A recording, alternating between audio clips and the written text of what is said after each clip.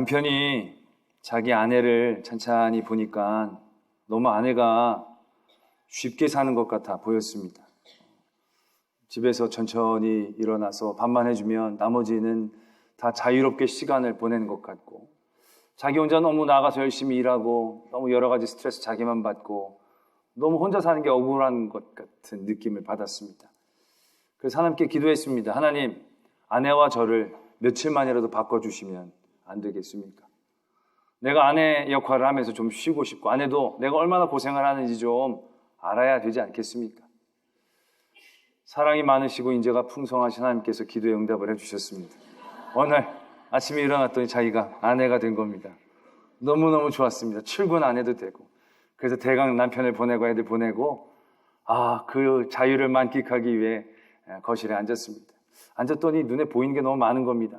설거지도 쌓였고 먼지도 있고, 바뀐 김에 한번 하자 그래가지고 설거지를 다 하고 청소를 다 하고 났더니 점심이 된 겁니다. 점심을 좀 차려서 이것저것 간단히 먹고 났더니 애들이 또 기어 들어오는 겁니다. 애들 또 치닥거리 하고 났더니 금방 또 저녁을 준비해야 되는 거예요. 저녁을 준비하고 좀 쉬려고 했더니 웬 저녁 먹고 설거지는 그렇게 많은지 또 쌓여 있는 거예요. 그거 뭐 정리하고 이것저것 하다 보니까 잘 시간이 된 겁니다. 하루 종일 좀 쉬려고 했더니 1시도 못 앉아 있었던 거예요. 며칠을 그렇게 살았더니 입에서 단내가 나면서 고백이 되는 겁니다. 아내가 노는 게 아니었구나. 이게 진짜 집안일이 해도 끝도 없고 티도 안 난다 그러더니 이게 진짜였구나. 차라리 집에 밖에 나가서 돈 버는 게 낫겠다 싶어서 하나님께 기도를 했습니다. 하나님, 이제 잘 알았습니다. 제가 크게 회개했습니다. 이제 되돌려 주십시오. 제가 다시는 아내 더욱더 사랑하고 잘 섬기겠습니다. 큰 감동을 받았습니다. 하나님 앞에 간절히 기도했더니 하나님이 좀 곤란하다고 그러시는 거예요. 무슨 소리냐고. 내가 잠깐만 바꿔달라고 그랬는데 이게 이러시면 안 되냐, 않냐고 그랬더니 금방은 못 바꾸고 좀 시간이 걸릴 것 같다고. 아니, 하나님, 왜 그러시냐고. 뭐 때문에 그러시냐고. 그때 하나님이, 근데 네가 아기를 가진 것 같다고. 10개월 애 끝까지 잘 낳고 회개하며 잘 살았다는 얘기입니다. 이렇게 살 수만 있다면 모든 가정이 갈등 없이 상처 없이 행복하게 살 것 같습니다.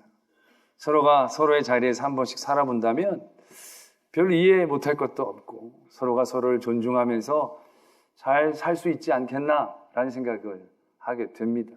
아내는 아내 나름대로 남편이 일하다 보면 쉽지 않은 걸 알 것이지요. 또 남편 집에서 살림 살아보면 그 만만치 않은 일인 걸 알 것입니다. 또 부모 자녀 간에도 마찬가지죠. 부모님들이 자녀들 나도 다 그렇게 살아왔다고 하지만 그 부모님이 살았던 시대의 환경과 요즘 애들이 사는 시대 환경은 완전히 다르거든요. 그 아이들의 환경 가운데서 살아보면 아이들이 이해가 될 겁니다. 또 아이들도 부모의 입장에서 며칠만 살아보면 진짜 효자로 살 수 있을 겁니다. 시어머니와 며느리 관계도 며칠만 바꿔보면 가만한 며느리 없는 거 깨닫게 될 것이고 시어머니가 저렇게 하시는 것에 대한 깊은 이해가 되어질 것입니다. 그렇게 살 수만 있다면 얼마나 좋겠습니까? 문제는 그렇게 살 수 없다는 것이죠. 그러면서 사람들은 어줍지 않게 이해한다라고 얘기합니다.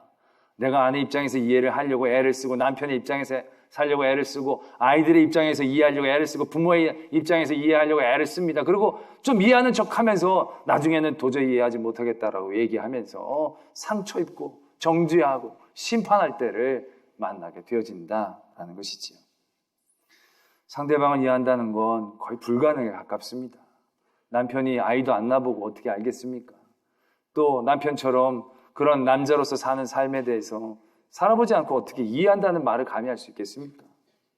그래서 가정은 원초적으로 서로가 이해하며 품고 다 품을 수 없는 그러한 구조를 갖고 있다라는 겁니다. 그래서 이 땅에 사는 많은 가정들은 다 저마다의 상처가 있더라고요. 편안하게 보이는 집도요, 다 알고 보면 남편과 아내 사이에 상처가 있고 부모와 자녀 간의 상처가 있고 또 형제끼리의 상처가 있고 삼촌으로부터 사촌으로부터 숙부로부터 백부로부터 조카로부터 수없이 많은 관계에서 거의 늘 상처 입고 사는 것 같아 보이는 것을 깨닫게 되어진다는 것이죠. 성경에 나온 가정도 마찬가지였습니다. 성경에 나온 가정이라고 하나님의 사람으로 완벽하게 상처 없이 건강한 가정으로 서 있었던 게 절대 아님을 보게 됩니다. 오늘 우리가 읽었던 말씀은 요셉에 대한 얘기입니다. 근데 요셉의 가정이 참으로 큰 상처를 갖고 있었던 그런 가정이었습니다. 뭡니까? 형들이 요셉을 팔지 않았습니까? 요셉이 형들을 찾아 양을 치는 곳으로 찾아갔는데 형들이 그 요셉을 죽이려고 했습니다. 죽이려고 하다가 뭐하러 죽이느냐, 차라리 팔아버리자 그래가지고 돈을 받고 요셉을 팔아버렸습니다. 그 상황과 장면들이 요셉의 얼굴에 기억에 왜 지워졌겠습니까? 선명하게 그 형들의 얼굴들 얼마나 간구했겠습니까? 요셉이 이러지 말라고, 왜 이러시냐고, 형님들 왜 그러냐고. 그때 얼마나 싸늘한 얼굴로 요셉을 쳐다봤겠습니까? 그 기억과 그 아픔들이 요셉에게 분명히 있었을 것입니다. 형들이라고 상처가 없었던 게 아닙니다. 아버지가 요셉을 너무 편애했거든요. 물론 늙음하게 낳은 아들이기 때문에 편애한 것도 있지만 그 어머니가 라헬이라고 야곱이 가장 사랑했던 아내의 아들입니다. 이 아들들은, 다른 아들들은 자기 어머니가 아버지에게 사랑 제대로 받지 못한 것만으로도 한이 맺혔을 터인데 그것이 그대로 되물려서 라헬의 아들은 그렇게 사랑하고 예뻐하며 옷도 다른 것을 입히고 자기들은 그냥 모습처럼 사용하는 것에 대하여 얼마나 깊은 상처를 갖고 있었겠는가라는 얘기지요. 그 상처가 얼마나 깊었으면 요셉이 형들을 찾아 반갑게 다가오는데 형들 10명이 하는 얘기가 이구동성으로 요셉을 죽이자는 것이었습니다. 얼마나 요셉에 대한 상처가 깊었으면 찾아오는 요셉, 그 아이를 죽인 다음에 그 모든 뒷일들에 대한 생각이 나지 않을 정도로, 물론 큰형 루벤은 약간 긍휼한 마음을 갖고 있었지만 하나같이 요셉에 대한 깊은 상처를 갖고 있었음을 표현하고 있다라는 것입니다. 그 상처는 아들들만이 갖고 있었던 상처가 아니었습니다. 아버지 야곱에게도 깊은 상처가 있었죠. 그는 쌍둥이로 태어났는데 좀 늦게 태어났다는 것으로 둘째가 되어졌습니다. 둘째는 그 장자권도 축복권도 얻지 못하는 소외된 그런 자리를 의미하는 것이었습니다. 그것이 야곱에게는 너무 큰 상처였습니다. 그러면 상대적으로 그래도 얼마 차이 안 나는 쌍둥이인데 아버지가 그 야곱에게 여러 가지 것들을 물려주고 또한 사랑을 베풀어줬으면 좋았을 터인데 아버지 이삭은 또 장남에게 그 모든 관심을 쏟게 되어진다는 것이죠. 야곱이 얼마나 둘째라는 게 한이 맺히고 상처가 되었으면 나중에 인생의 말년에 요셉이 그의 아들 둘을 데리고 와서 므낫세와 에브라임을 축복기도 받게 하는데 므낫세가 첫째고 에브라임이 둘째입니다. 그런데 원래 첫째 위에 오른손을 올리고 둘째 위에 왼손을 올려 축복해야 되는데 야곱은 의도적으로 손을 엇갈려서 축복을 하려고 합니다. 요셉이 왜 그러시냐고. 그랬더니 야곱이 아니다. 므낫세도 괜찮을 건데 나는 에브라임을 더 축복하겠다. 얼마나 둘째라는 게 상처가 되고 한이 됐으면 그 손주가 왔는데 거기서도 첫째, 둘째를 가려가서 그렇게 엇갈리며 기도를 하려고 했겠습니까? 그 마음의 상처가 얼마나 깊었겠습니까? 그러한 상처가 결국 되물려서 요셉의 형들에게 또한 요셉에게까지 남겨지는 아주 상처투성의 가정임을 오늘 우리가 보게 되어집니다. 그러한 상처는 이제 곧 되물려서 야곱이 아들들에게 했듯이 아들들이 요셉에게, 그들의 자녀들에게 그 상처는 계속 되물릴 수 있는 가능성 가운데 있었습니다. 근데 그 상처의 되물림이 오늘 멈추어지는 것을 보게 됩니다. 아버지 야곱이 살아계셨을 때는 형제들이 좀 안심을 했습니다. 아버지가 살아있었으니까 요셉이 보복하지 않을 거라고 생각했기 때문에 그렇습니다. 야곱이 죽었습니다. 야곱이 죽은 슬픔도 슬픔이었지만 요셉의 형들은 큰 공포와 두려움에 휩싸이게 됩니다. 왜냐하면 그들이 요셉을 팔았지 않습니까? 그것에 대하여 보복을 당할 수 있는 상황이 이제 벌어지게 된 겁니다. 요셉은 국무총리였고 강력했습니다. 충분히 그의 모든 상처들을 뿜어낼 수 있었다라는 얘기죠.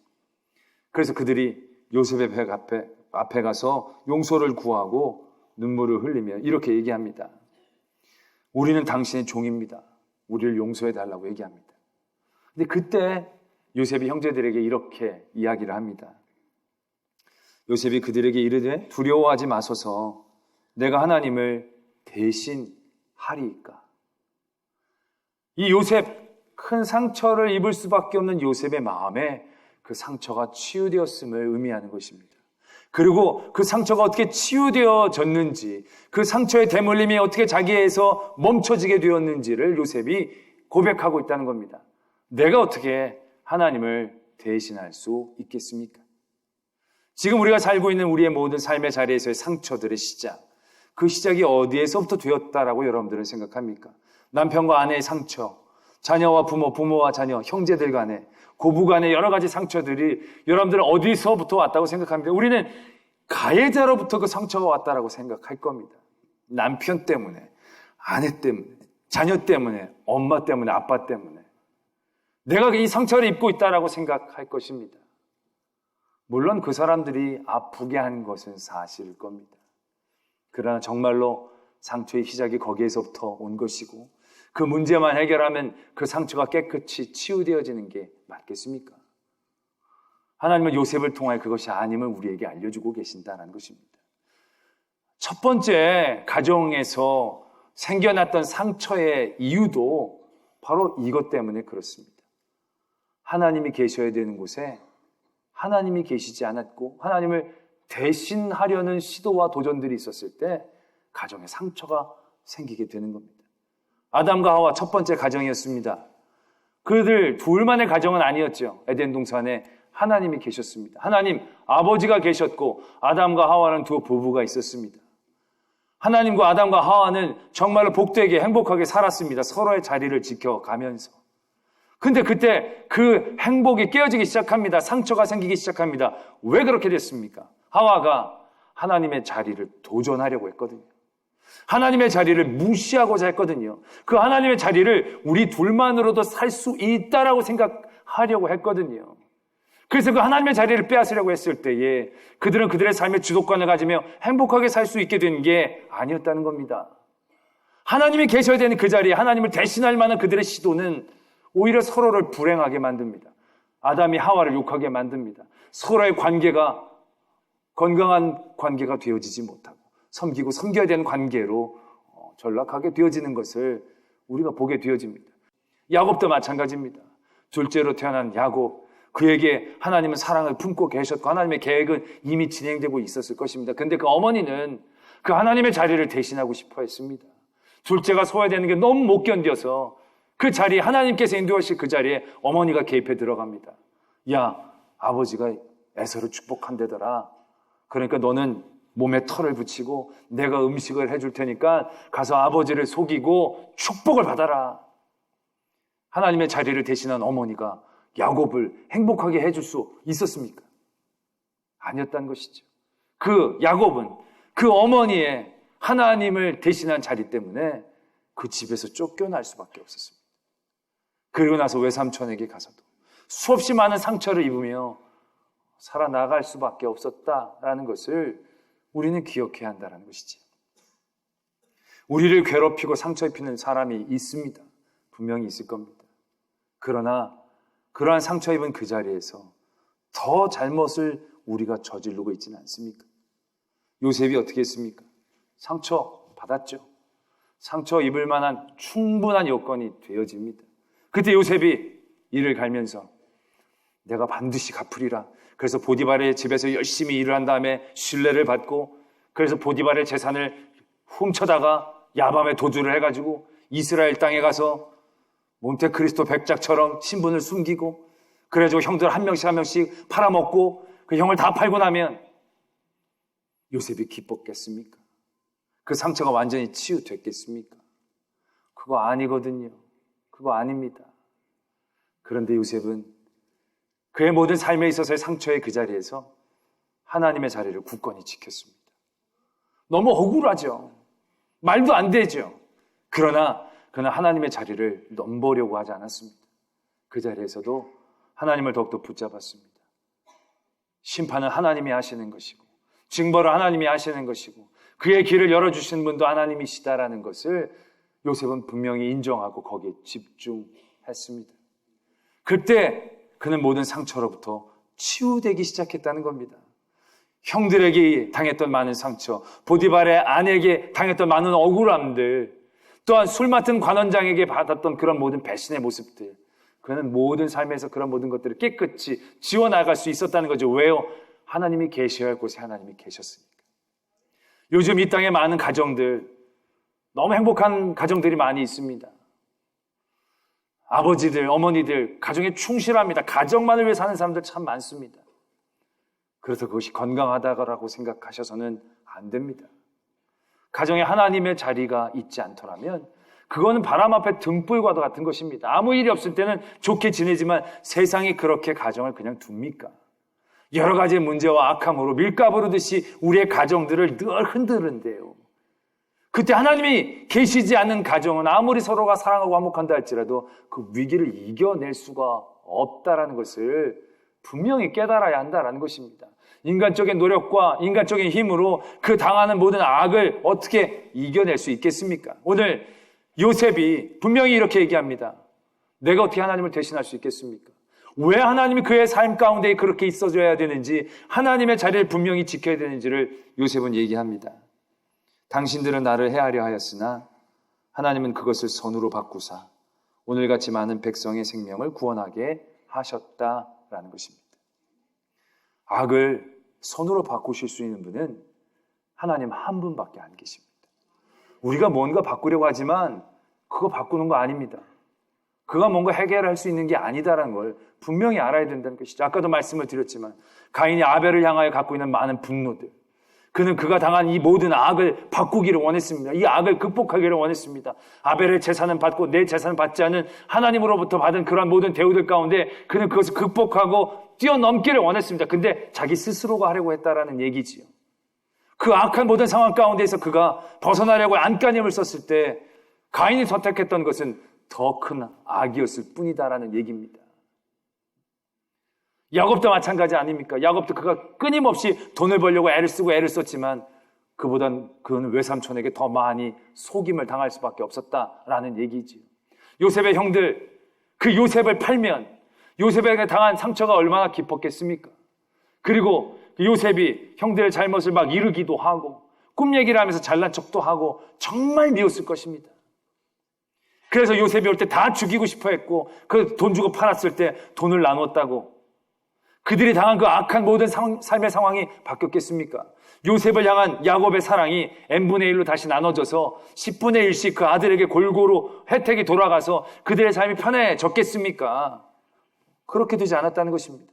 그들은 그의 악한 상황들을 그들이 바꿔보려고 애를 쓰고 힘썼지만 그 악은 선으로 바뀌어진 것이 아니라 더 심한 악으로 우리를 이끌어가고 있었다라는 것을 하나님의 말씀을 통해 우리가 깨닫기를 원하신다라는 얘기입니다. 여러분들이 악한 모든 상처를 받고 있는 사람들, 그 사람들에게 그 악을 갚아주려고 할 때 여러분들이 택할 수 있는 방법이 뭐가 있겠습니까? 더 심한 악밖에 없을 겁니다. 그 사람들이 나를 미워하는 것보다 더 극심한 미움으로 그를 미워하고 그들이 나를 저주하는 그 저주보다 극심한 저주로 그들을 저주하며 그들이 나를 위협하는 것보다 나는 더 그들을 위협함으로 우리의 상처가 내가 겪고 있는 많은 상황들이 변화여질 거라고 우리는 생각하고 있다는 것이죠. 그럼 과연 그렇게 되느냐는 거죠. 우리 보복 운전하는 거 보지 않습니까? 좀 잘못했던 거 참지를 못해서 보복을 해주면 속이 시원해집니까? 아니요, 그렇지 않습니다. 그 악한 상황이 더 심한 악으로 바뀔 뿐입니다. 그 상황을 바꾸실 수 있는 분은 하나님 한 분밖에 안 계시다는 거죠. 요셉은 그것을 분명히 깨달을 수 있었다라는 것입니다. 그의 삶에 얼마나 많은 상처들, 극복되기 어려운 그 상처들, 그러나 그의 모든 삶의 자리에서 하나님을 인정하고 하나님을 바라보며 하나님의 때를 기다리려고 할 때 하나님은 그것을 놀랍게 자기가 상상할 수도 없는 선으로 바꾸시는 것을 경험했고 그것을 지금 형제들과 나누고 있다라는 얘기입니다. 우리는 우리 삶의 자리에서 얼마나 하나님이 빠르게 되는지 모릅니다. 우리가 집에 가장으로 있을 때 아버지는 가정에서 갑이 되려고 합니다. 어머니는 수시로 자녀들의 삶에서 갑질을 하려고 합니다. 하나님의 자리를 자신들이 차지하려고 하죠. 그럴 때 자녀로부터 존경을 받을 수 있느냐? 아니요. 하나님의 자녀를 자리를 빼앗을 때 부모는 상처밖에 입을 게 없을 겁니다. 그 자리에서 정죄하고 심판할 때 우리 시어머니는 진짜 악한 사람이야. 우리 남편은 진짜 악한 사람이야. 하나님의 자리에서 내가 마치 심판자인 양, 정죄자인 양 선포하고 선언하는 그 자리에서 우리가 얻을 수 있는 게 상처밖에 없다는 걸 분명히 아셔야 합니다. 제가 여러 가정에 대한 얘기를 듣는 것을 전에도 말씀을 드린 적이 있죠. 가정에서 보면요, 여러 가지의 얘기 가운데 진짜 나쁜 사람은요, 1000명에 한두 명 꼴밖에 없습니다. 진짜 나쁜 사람도 있긴 있는데 1000명에 한두 명 꼴입니다. 근데 정말 죽일 놈 하면서 저한테 얘기를 쭉 하는 거 보면 나중에 그분 얘기를 들어보면 절대로 죽일 놈이 아니라 살릴 뿐이에요. 이분 얘기를 들어보면 이분이 돌아가셔야 될 분인 거예요. 그 말에 내 마음이 감동되고 변화되는 걸 보면 놀랍습니다. 결론은 하나입니다. 똑같다는 거죠. 50보 100보이고요. 옳고 그름이라는 게 크게 의미가 없다는 것을 깨닫게 됩니다. 그럼에도 불구하고 우리는 끊임없이 하나님의 자리에 내가 서서 내 스스로에게 나를 상처 입히는 일들을 얼마나 많이 저지르는지 모릅니다. 관계 가운데에서 남편을 정죄하고 아내를 정죄하고 자녀를 정죄하고 부모를 정죄하면서 그들에게 상처를 가하는 게 아니라 그 정죄하는 동시에 자기 스스로가 상처 입고 아프다는 걸 모르고 있습니다. 형들이 요셉을 파는 순간 그들이 모든 악에서 벗어난 게 아니라 더 깊은 상처 가운데 그들이 매인 것 아니겠습니까? 야곱이 형을 배반하고 형을 속이고 축복권을 받았을 때 축복권 받았다 좋아한 게 아닙니다. 늘 형에게 눌려 있을 수밖에 없었다는 거죠. 요즘에 우리는 나의 삶을 주관하려고 합니다. 주관하는 삶이 복된 삶이라고 생각합니다. 더 많은 사람들을 주장할 수 있는 사람이 힘있고 행복한 사람이라고 생각하지만 그 삶의 자리가 하나님의 자리를 대신하는 것이 된다면 계속적인 악한 상처들이 대물려 생겨나게 될 뿐입니다. 하나님은 요셉을 통하여 그 모든 상처를 끊어버리십니다. 그리고 요셉이 충분히 갑질할 수 있는 그런 삶의 자리에서 그의 삶을 어떻게 이해하고 있는지를 고백하게 합니다.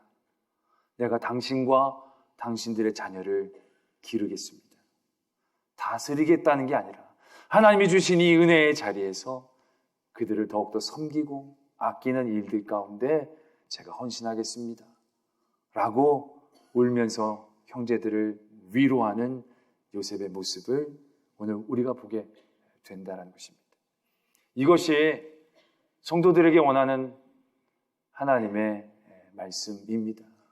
성도들이 살아야 될 삶의 모습입니다. 상처받는 사람에게 갚아주지 못하는 것 굉장히 억울하게 느껴지실 겁니다. 내 평생 소원이 있다면 우리 시어머니의 시어머니로 하루만 살기를 원하는 그런 분들이 얼마나 많은지 모릅니다. 하루 살았다고 속이 시원해질 것 아닙니다. 상처받은 시어머니 그렇게 하는 분명한 이유가 있을 겁니다. 그 상처가 어디에서부터 왔는지 바라본다면 우리가 그 상처를 조금 더 품을 수 있는 여유가 생길 것입니다. 그 상처를 내가 하나님의 자리를 대신하며 갚아 나가려고 할 때 그 상처는 그대로 나의 자녀에게, 나의 며느리에게 대물려 버릴 것입니다. 하나님은 그런 모든 사슬을 끊기를 원하십니다. 예수 그리스도를 통하여 모든 죄의 사슬, 사망의 사슬이 끊겨졌듯이 하나님의 성도를 통하여 그 모든 상처의 도돌이표가 멈춰지기를 원하십니다.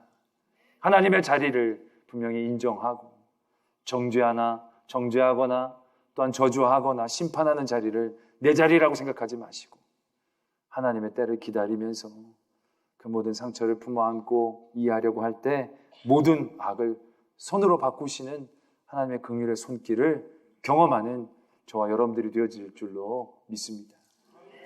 기도하겠습니다.